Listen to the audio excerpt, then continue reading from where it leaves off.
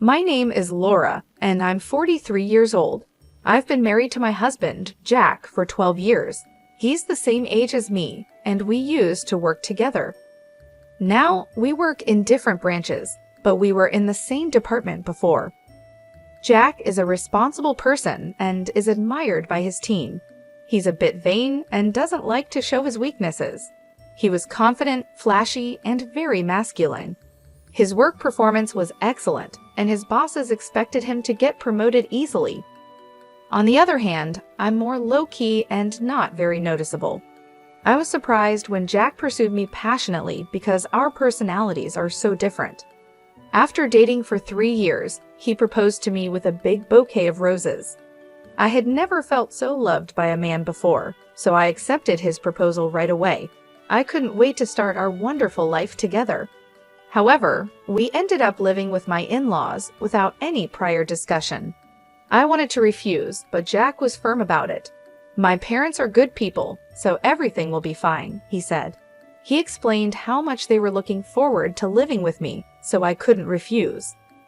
We've been living with his parents in their home for the past 12 years. Life was unimaginable when we first got married. "Laura, you've forgotten to clean the entrance again." My mother-in-law would nag as I finished making breakfast for everyone. "This happens every day." "I'm sorry," I would say. I would apologize, but she would reply, "Just saying sorry isn't enough. If you understand, go do it right away."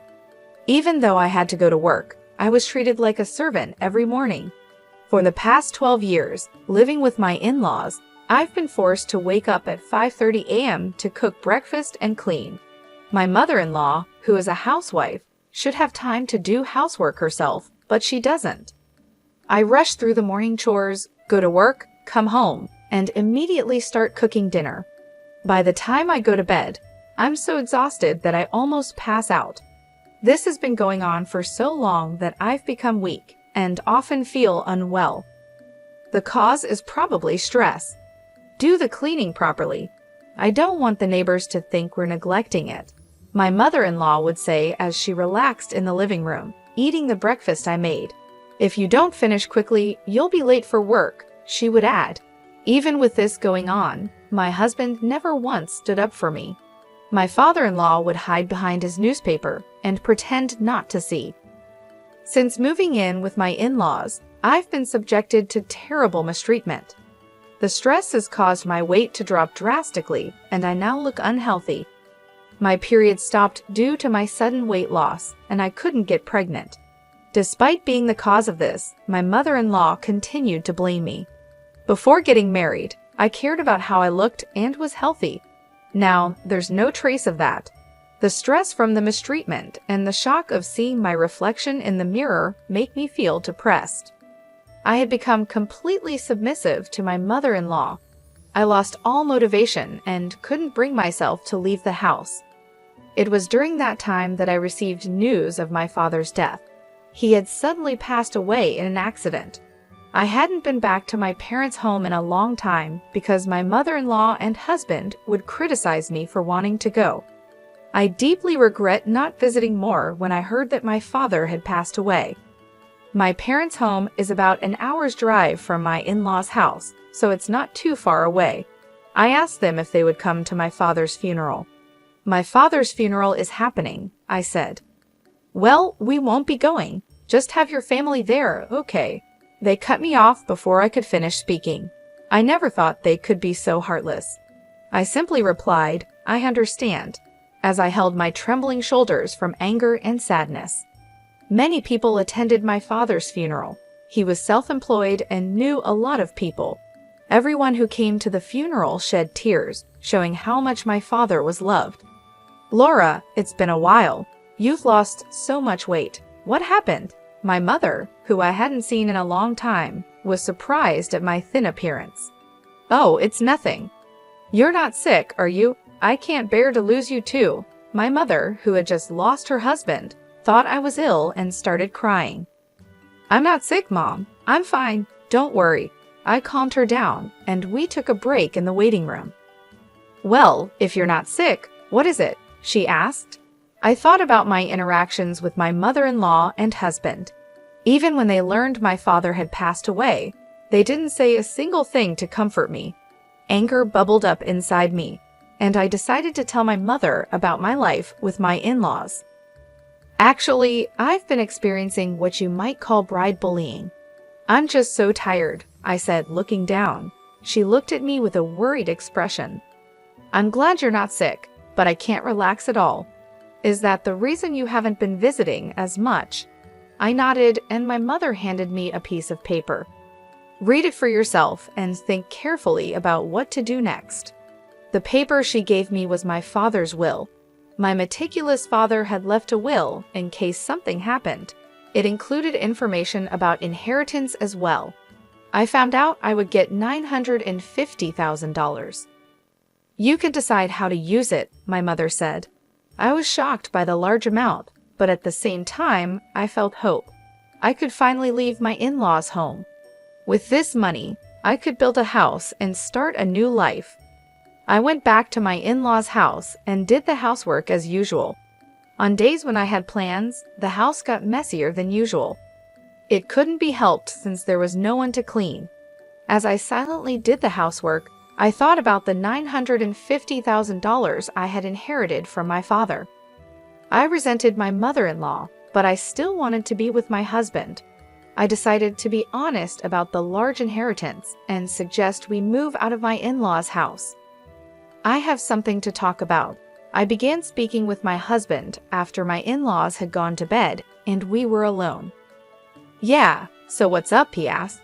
It's about my dad. It turns out I'm going to inherit his estate. Oh, really? How much? Well, it's $950,000. When I told him the amount, my husband looked shocked, as if he couldn't believe it. What? Are you serious? Yes, $950,000. When he understood, he was delighted. Wow, he left that much for you? That's so generous. So, about what to do with the money. Since he was in a good mood, I decided to get to the main point. But before I could speak, he said something outrageous. We need to transfer that money to my mom's bank account right away. I didn't understand what he was saying. Wait, why? I inherited it. It was so absurd that I thought he was joking. Wait, why? I inherited it, so that's not right. As I laughed and spoke, he slammed his hand on the table. What kind of nonsense are you talking about? A wife's money belongs to her mother-in-law. He probably didn't even realize he was saying something ridiculous. Looking into his serious eyes, I felt frightened. I'm sorry, I don't quite understand what you're saying. All I wanted was to talk about building a house for the two of us, but he wouldn't let me and tried to make my inheritance his mother's property. That night, I was so shocked that I couldn't sleep. The next morning, as I was preparing breakfast, my husband and mother-in-law approached me with angry expressions. So Laura, I heard that you inherited $950,000, but said you wouldn't give it to me. What are you thinking? My mother-in-law demanded. She had already heard about the inheritance from my husband. But I'm the one who inherited it, I protested. Stop arguing and transfer it to my mom's account right now. A wife's money is the family's money, right? My husband insisted. The two of them seemed determined to get their hands on the inheritance by force. No matter how much I resisted, I was only blamed. Thinking that resistance was futile, I fell silent, and my husband showed me a piece of paper. You're getting carried away just because you got your hands on some money. What's with the attitude? I'm the one supporting you. If you don't change your mind, it's divorce. The paper was a divorce form. I've already signed it. Take this and go back to your parents' house. If you apologize properly, I might not go through with the divorce. I received the divorce form with my husband's section completely filled out. As I stared at it, memories came flooding back. I had never been supported in this house. I paid the same amount of living expenses as my husband, and all the housework was my responsibility. I had never been taken care of, yet they always looked down on me. In the end, they even tried to take my father's money. If I stayed here, I might give in to the pressure from them and hand over the inheritance. But this money was what my father had left for me. Being told to go back to my parents' house felt like an opportunity. Holding the filled-out divorce form, I now had the power to make decisions for the future. I swore in my heart that I would never give up my father's inheritance and made a decision. That day, after work, I went back to my parents' house. I'm home. Welcome back, sweetie. I had a feeling you'd be coming home soon, my mother said with a gentle smile as she warmly welcomed me. The table was set with her home-cooked dishes. I couldn't remember the last time I had eaten a meal made by someone else. As I took a bite, I was moved to tears by how good it all tasted. Did you tell Jack about the inheritance? Yes, and that's when things got complicated. I told my mother everything my husband and mother-in-law had said. She was stunned by the shocking details. The inheritance is yours, and it's up to you to decide how to live your life from now on, she said as tears streamed down my face. She gently put her arm around my shoulder. After staying at my mother's house for a week, I decided to return to my in-laws' home. Well, I'm going now. Take care. I was no longer afraid to return to that house. With a refreshed mindset, I headed back to my in-laws' home. Finally, back, huh? Have you reflected on your actions?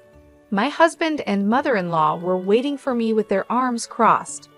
Yes, I'm sorry. Please let me live in this house again. I uttered a shallow apology. Hearing this, my mother-in-law smirked. Then hurry up and hand over the inheritance. Actually, the inheritance procedures are taking longer than expected. It's still not with me. It's a complicated process, so it'll probably take another half a year or more. It takes that long? Well, that's fine. They seemed satisfied, thinking I would obediently hand over the money. But they continued to nag me about staying at my mother's house for a week. The house is a mess because you didn't do your duties as a wife. Clean it up quickly. The house was filthy after just a week. It was impressive how messy it had become in such a short time. Yes, I replied. The old me would have been devastated, but now things were different. I didn't care about being bullied by my mother-in-law or being forced to do tough housework. I did the chores as ordered by her. 6 months later, it was my mother-in-law's birthday. Well, we're going now. Make sure to keep the house clean. She always went on a trip for her birthday, and of course, they never took me. By the way, have you received the inheritance yet? She asked. It's supposed to arrive today. Well, isn't that perfect? That $950,000 is a present for my mom. Make sure to transfer it to her account before we return. There was no way the inheritance would conveniently arrive on her birthday. My husband saw through my lie, but I didn't respond. I simply saw them off with a smile, saying, "Take care and have a safe trip." Once they were out of sight, I began to put my plan into action. I had been waiting for this day for a long time. They would surely be surprised when they returned, but it was no longer my concern. I quickly packed my belongings and left my in-laws' house. Wow, this is amazing, I said as I moved my belongings into my new home. I had built a house with my father's inheritance. I'm so happy I get to live in such a beautiful house. I decided to invite my mother to live with me. I was truly happy that I didn't have to be bothered by them anymore. I sank into the soft sofa and felt content. Today was a celebration of our new home. My mother and I invited a chef to our home and spent a luxurious day. The next evening, I received a phone call from my husband. Hey, what's going on? My husband asked, confused because all my things were gone when they returned home. I won't be coming back, so goodbye. I tried to hang up since I didn't want to talk to him anymore, but I could hear my mother-in-law shouting on the other side of the phone. What the hell do you think you're doing? Where are you now? I can't answer that. You told me to clean the house, so I put my things away. That's not funny. Besides, you haven't transferred the inheritance yet. How many times do I have to say that a daughter-in-law's money is mine? I submitted the divorce papers. I'm single now. When I said that, my screaming mother-in-law suddenly fell silent. We're strangers now. Goodbye." Imagining my dumbfounded mother-in-law, I hung up the phone and couldn't stop laughing. My heart felt so light now that I had nothing to do with that family. After that, my ex-husband called me many times. When I had time, I would answer the phone and let the abusive words from my ex-husband and ex-mother-in-law flow. I recorded those calls from beginning to end and decided to consult the police with those recordings. It's not uncommon for cases of harassment from an ex-husband. We'll issue a warning before it becomes dangerous. Fortunately, the police responded quickly and went to my former in-laws' house to issue a warning.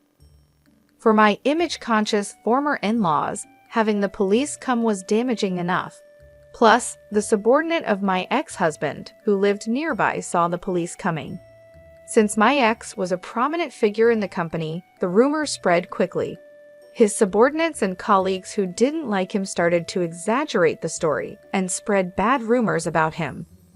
Eventually, the rumor reached the department I belonged to. I heard the police came. I'm divorced now, so I don't know much about it. What? You're divorced? Yeah, the bullying from my mother-in-law and my husband's abusive words were too much. I spoke in a slightly louder voice so that those around me could hear. The gossip-loving employees heard this and spread the rumor even further. It didn't take long for my ex-husband's boss to hear about it. You've got quite a lot of bad rumors going around. What are you talking about? I hate men who can't cherish their wives. With such bad rumors going around, our reputation suffers too, so I decided to have you transferred. The transfer order given to my ex-husband was harsh. This place is... It was the branch office in the region with the worst performance. The area was called a landlocked island because there was no entertainment or anything of that sort around. You understand what being sent here means, right? His boss asked. Everything he had built up until now crumbled, and there would be no chance of promotion in the future. He accepted the transfer order and moved to the countryside without being able to refuse. As for my ex-mother-in-law, she must have been shocked by her son's lowered reputation and the fact that they could no longer live together. She became a complete shut-in and eventually developed depression. She also seemed to have dementia, as she frequently caused disturbances at home. My ex-father-in-law desperately took care of his deteriorating wife. Even if not related by blood, she was still an important family member. It was only natural that my ex-in-laws faced the consequences of their continuous harassment towards me. Now my mother and I are living happily together. We even started gardening in our spacious yard. If I were still in that house, I would never have found such a wonderful hobby. Having a hobby has invigorated me. My body, which was once worn out due to stress, is now healthy. I remember the day I moved into my new home. It was a bright and sunny day. My mother was there to help me, and we spent the day unpacking and setting up the house. It felt so liberating to finally have a place of my own, free from the constant pressure and mistreatment of my in-laws. We decided to celebrate by inviting a chef to cook a special meal for us.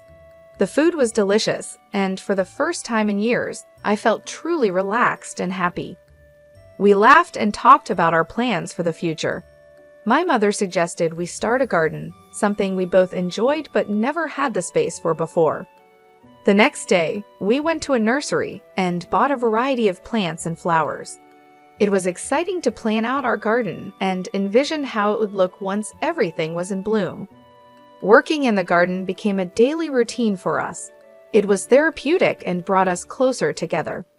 As the weeks passed, I noticed a significant change in myself. I was no longer stressed or anxious. My health improved, and I felt more energetic. The peaceful environment and the joy of gardening helped me heal from the emotional scars left by my in-laws. One evening, while sitting on the porch and enjoying the view of our blossoming garden, my mother turned to me and said, "I'm so proud of you, Laura. You've come a long way, and you deserve all the happiness in the world." Her words touched my heart. I realized how fortunate I was to have such a supportive and loving mother. I couldn't have made it through those tough times without her. One day, I received a phone call from my ex-husband. "Hey, what's going on?" he asked, confused because all my things were gone when they returned home. "I won't be coming back, so goodbye," I said, trying to hang up since I didn't want to talk to him anymore. But I could hear my mother-in-law shouting on the other side of the phone. "What the hell do you think you're doing? Where are you now?" "I can't answer that. You told me to clean the house, so I put my things away. That's not funny. Besides, you haven't transferred the inheritance yet. How many times do I have to say that a daughter-in-law's money is mine?" I submitted the divorce papers. I'm single now. When I said that, my screaming mother-in-law suddenly fell silent. "We're strangers now. Goodbye?" Imagining my dumbfounded mother-in-law, I hung up the phone and couldn't stop laughing. My heart felt so light now that I had nothing to do with that family. After that, my ex-husband called me many times. When I had time, I would answer the phone and let the abusive words from my ex-husband and ex-mother-in-law flow. I recorded those calls from beginning to end and decided to consult the police with those recordings. It's not uncommon for cases of harassment from an ex-husband. We'll issue a warning before it becomes dangerous. Fortunately, the police responded quickly and went to my former in-laws' house to issue a warning. For my image-conscious former in-laws, having the police come was damaging enough. Plus, the subordinate of my ex-husband, who lived nearby, saw the police coming. Since my ex was a prominent figure in the company, the rumors spread quickly. His subordinates and colleagues who didn't like him started to exaggerate the story and spread bad rumors about him. Eventually, the rumor reached the department I belonged to. I heard the police came. I'm divorced now, so I don't know much about it. "What? You're divorced?" Yeah, the bullying from my mother-in-law and my husband's abusive words were too much. I spoke in a slightly louder voice so that those around me could hear. The gossip-loving employees heard this and spread the rumor even further. It didn't take long for my ex-husband's boss to hear about it. "You've got quite a lot of bad rumors going around." What are you talking about?" My reputation was ruined because of his actions, but now I can finally move on and live a peaceful life. My mother and I are happy, and our garden are flourishing. I'm healthier and stronger than ever. Cutting ties with my ex-in-law's family was the best decision I ever made.